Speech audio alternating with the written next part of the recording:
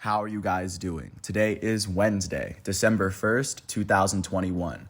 I'm James Sims, and for this episode of The Elite, I'm going to review the Elite matchups and performances that took place yesterday on Tuesday, November 30th, and of course, just taking a quick step back and looking at where we are in the 2021 calendar year.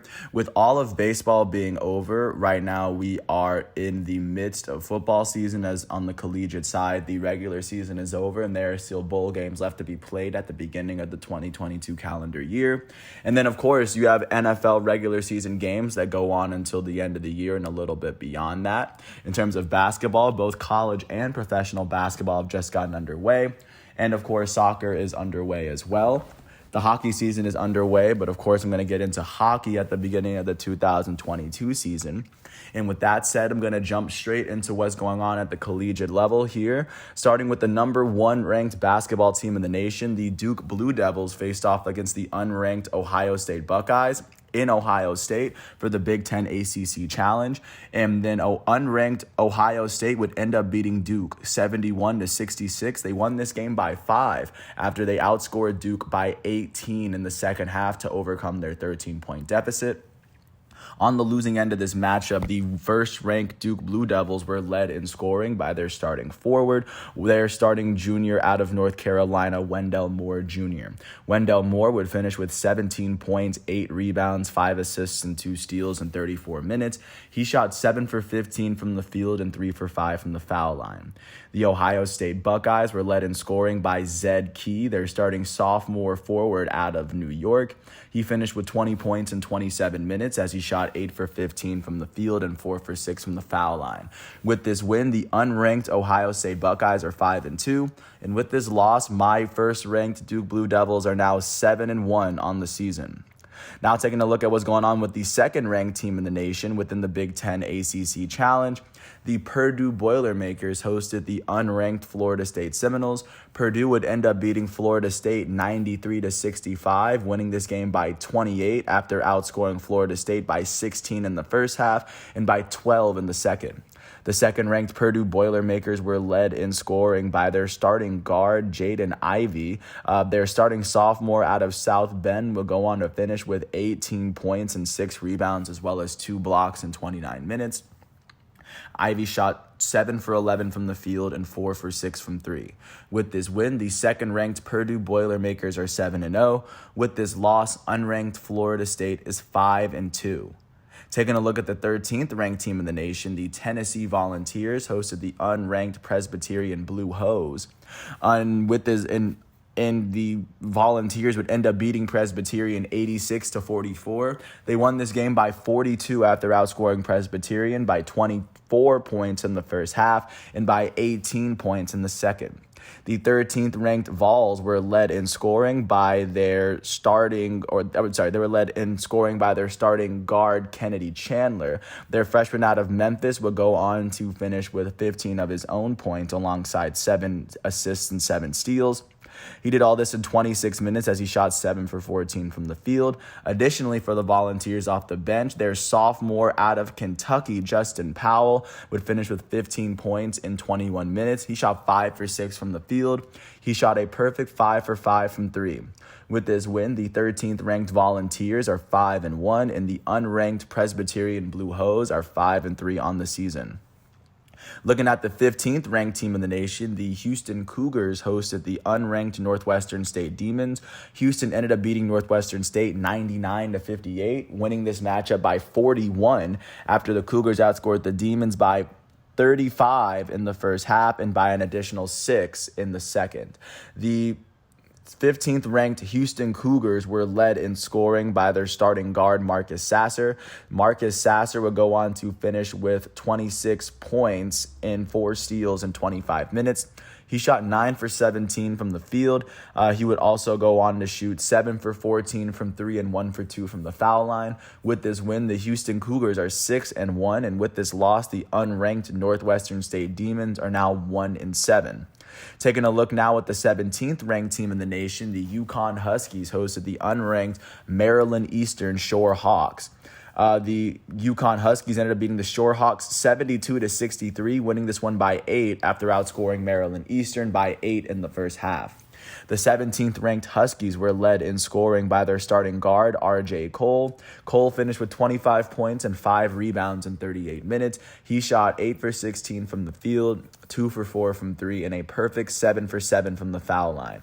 With this win, the 17th ranked UConn Huskies are 7-1, and with this loss, unranked Maryland Eastern Shore is now 2-5 on the year. So that's what college basketball is looking like at the moment. And of course, taking a look at what the NBA is looking like following yesterday's matchups, starting with the battle for New York in Brooklyn. The Brooklyn Nets hosted the New York Knicks. The Nets would end up beating the Knicks 112-110. The difference in this matchup would be the first and third quarters where the Nets outscored the Knicks by 5. On the losing end of this matchup, the New York Knicks were led in scoring by their starting shooting guard, Alec Burks. Burks finished with 25 points, 5 rebounds, 5 assists, and 2 steals in 35 minutes. He shot 9 for 21 from the field, 4 for 10 from 3, and 3 for 4 from the foul line. The Knicks' former All-Star power forward Julius Randle finished with 24 points, 9 rebounds, 8 assists, and 2 steals in 40 minutes. He shot 11 for 22 from the field and a perfect 2 for 2 from the foul line.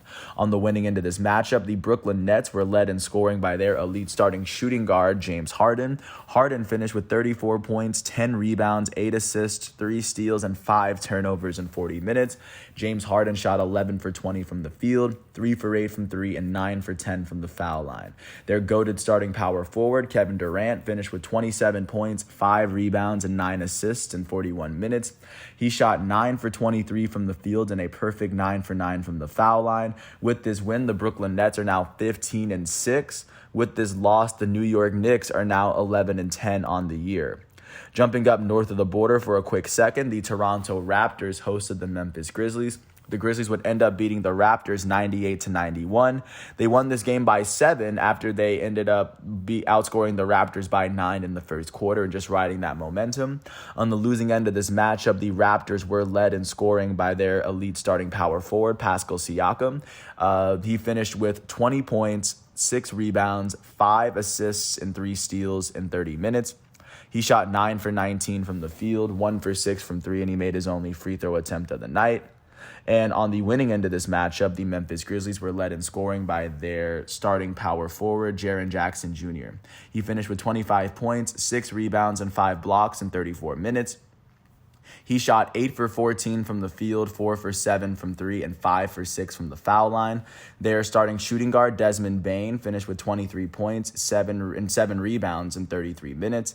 He shot 8 for 16 from the field, 5 for 9 from 3, and 2 for 3 from the foul line. With this win, the Memphis Grizzlies are now 11-10, and with this loss, the Toronto Raptors are now 9-13 on the season. Taking a look now at what is going on in Phoenix, the Suns hosted the Golden State Warriors, and then the Suns would end up beating the Warriors 104-96.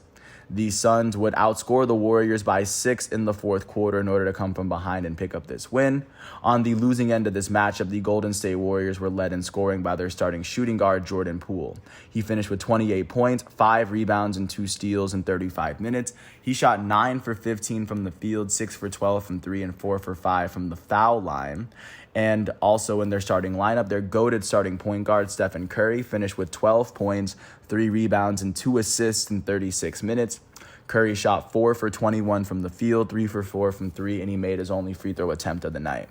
On the winning end of this matchup, the Phoenix Suns were led in scoring by their former number 1 overall pick, their starting center, DeAndre Ayton.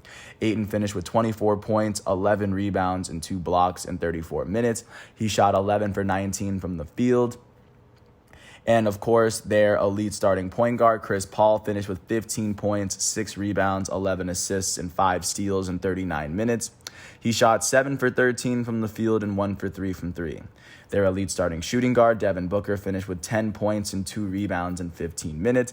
Booker shot 4 for 9 from the field, and he would go on to shoot a perfect 2 for 2 from the line.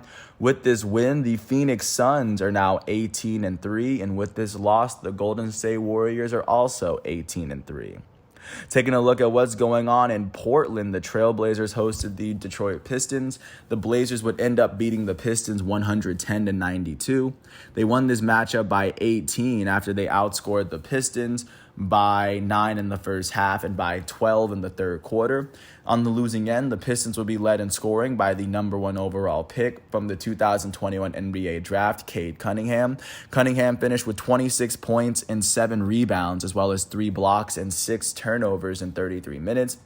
Cade Cunningham shot 10 for 13 from the field, 5 for 7 from 3, and 1 for 2 from the foul line.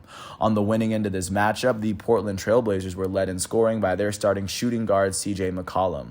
McCollum finished with 28 points, 6 assists, and 2 steals in 36 minutes. He shot 11 for 26 from the field, 4 for 11 from 3, and a perfect 2 for 2 from the foul line. With this win, the Portland Trailblazers are now 11-11, and with this loss, the Detroit Pistons are now 4-17. Taking a look, last but not least, at what's going on in Sacramento, the Kings hosted the Los Angeles Lakers. The Lakers would end up beating the Sacramento Kings 117-92. They would end up outscoring the Kings by 22 in the second quarter and by an additional 12 in the fourth, outscoring them by 34 in the second half to overcome their 9-point deficit. On the losing end of this matchup, the Kings would be led in scoring by their starting center, Richaun Holmes. Holmes finished with 27 points, 8 rebounds, and 2 blocks in 33 minutes. He shot a perfect 12 for 12 from the field, and he would also shoot 3 for 5 from the foul line. On the winning end of this matchup, the Los Angeles Lakers were led in scoring by their elite starting power forward, Anthony Davis. He finished with 25 points, 7 rebounds, 2 steals, and 2 blocks in 35 minutes. He shot 12 for 22 from the field and 1 for 2 from the foul line. Their elite starting point guard, Russell Westbrook, finished with 23 points, 5 rebounds, and 6 assists in 35 minutes. He shot 9 for 21 from the field, 1 for 5 from 3, and 4 for 7 from the foul line. Their starting shooting guard, Malik Monk, finished with 22 points in 33 minutes as he shot 8 for 16 from the field and 6 for 10 from 3. With this win, the Los Angeles Lakers are now 12-11, and with this loss, the Sacramento Kings are now 8-14. That is how the NBA is shaping up following yesterday's matchups and taking a look at what's going on with international soccer. Starting off in Serie A, Juventus faced off against Salernitana, and they were able to pull off a 2-0 win. Their first goal coming from their elite Argentinian forward, Paulo Dybala, and the second coming from their Spanish striker, Alvaro Morata. And of course, moving on to see, other than that, there's really not much going on as Newcastle and Newcastle face off against Norwich City and Leeds face off against Crystal Palace in the Prem. But with that said, that's virtually everything that I have for you for the month of November. With that said, I want to thank the ESPN, NCAA, FIFA, NBA, and NFL websites for giving me all the stats and statistics, or the numbers, the figures, the statistics that I needed in order to do this episode. I want to thank everyone for listening to all 13 minutes of this piece. I do hope all is well. And of course, once today's exhibitions and matchups are done, I will come back tomorrow on Thursday, December 2nd for another episode. Until then, thanks for listening. I hope all is well, and I'll catch you with more tomorrow. Peace out.